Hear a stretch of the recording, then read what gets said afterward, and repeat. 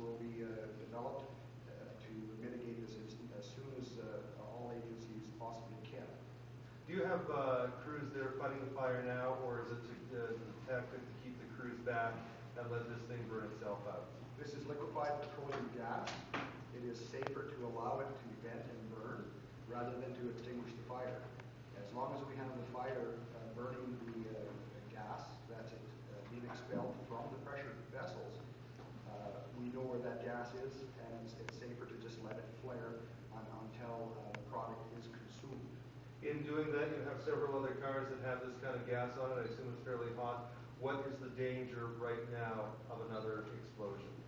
There's always a danger of another explosion. However, we're working with our partners to determine tactics to mitigate and minimize that occurrence from happening. But what is the risk? Is it a real and present danger at this point? I personally believe so, yes. And is that why you're keeping crews away from it? That is correct. We're keeping our emergency crews away. We're keeping the public away. And any time frame as to how long it's going to take to burn this off? It could be between 24 and 72 hours. Oh, that number again. Yeah.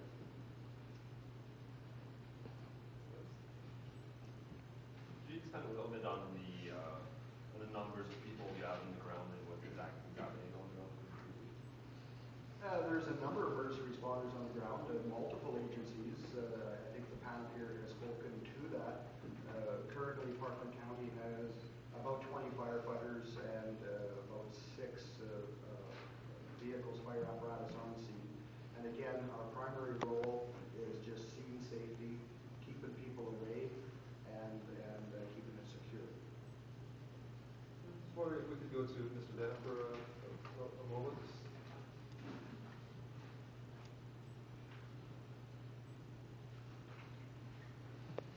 You opened this off with an apology to the people of Gainford.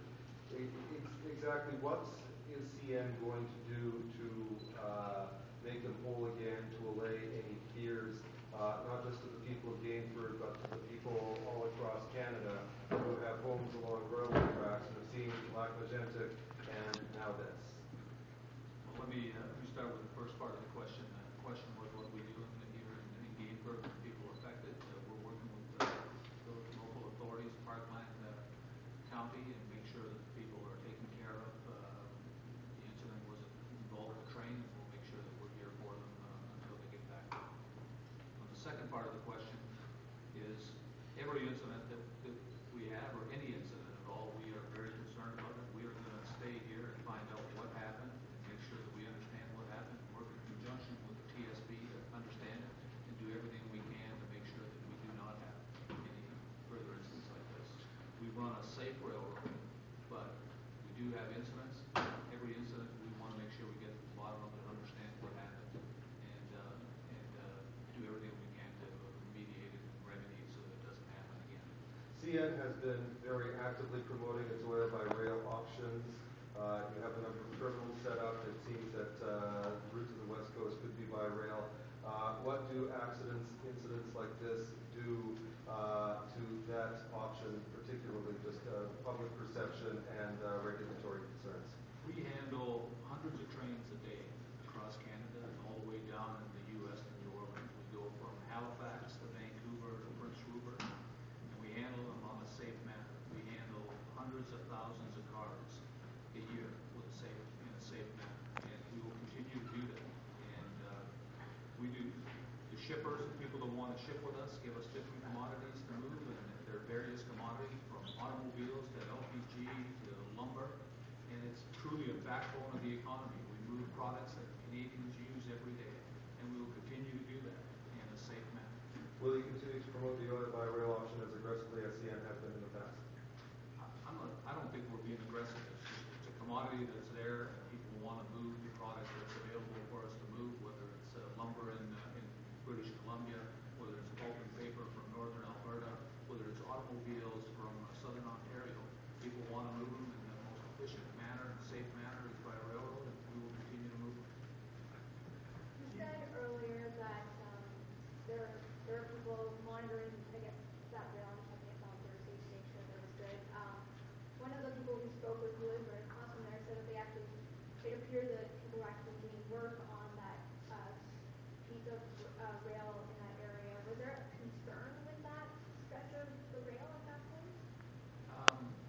There was no work being performed.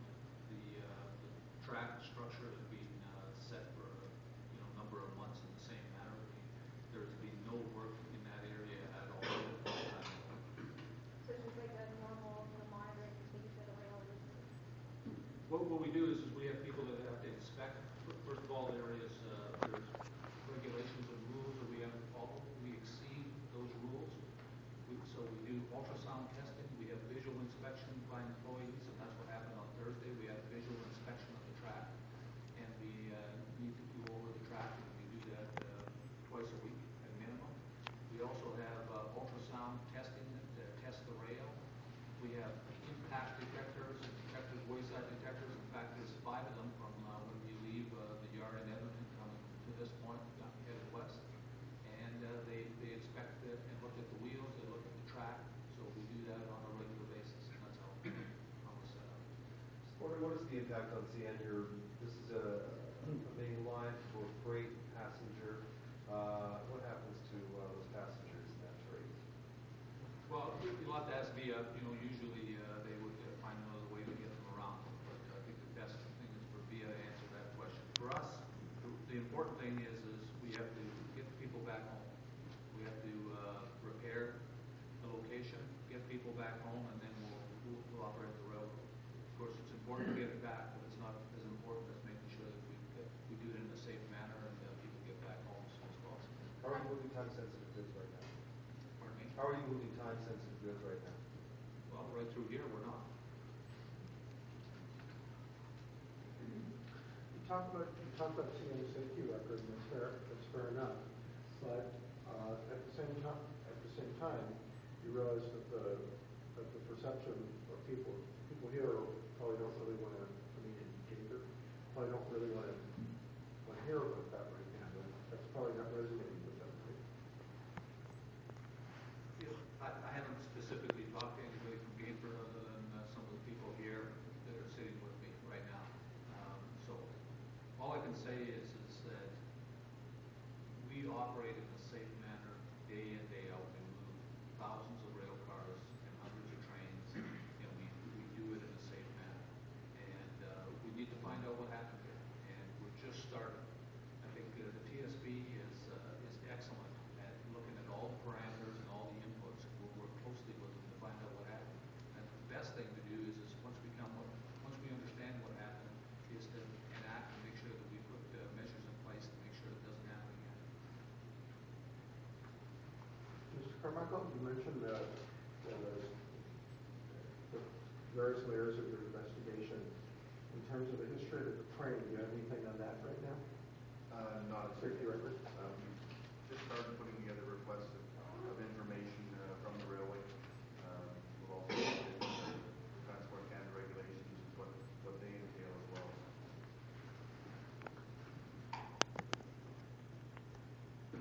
You know how fast the train was moving at the time of the road?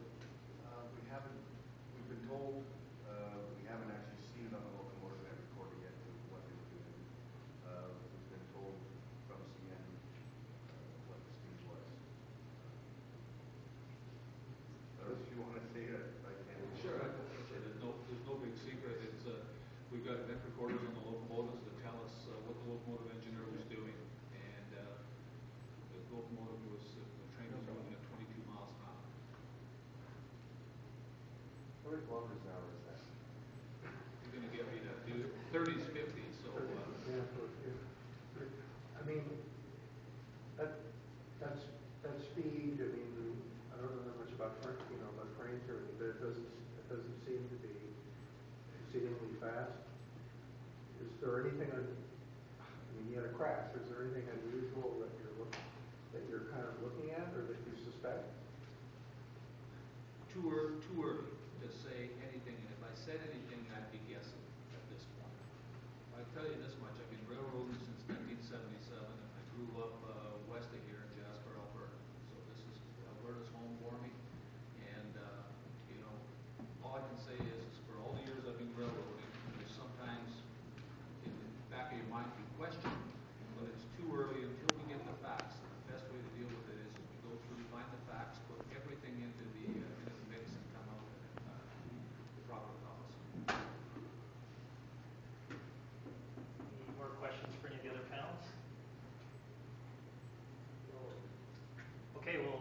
ladies and gentlemen, for coming this evening. If anyone wants to talk to someone one-on-one for a brief opportunity, they have that, but we need to get a few of these individuals back to the incident site as soon as possible. Thank you very much. Thank you. Get everybody's name and how you spell it, just make sure we have it right. Yes, we can get that supplied to you. I can get that for you right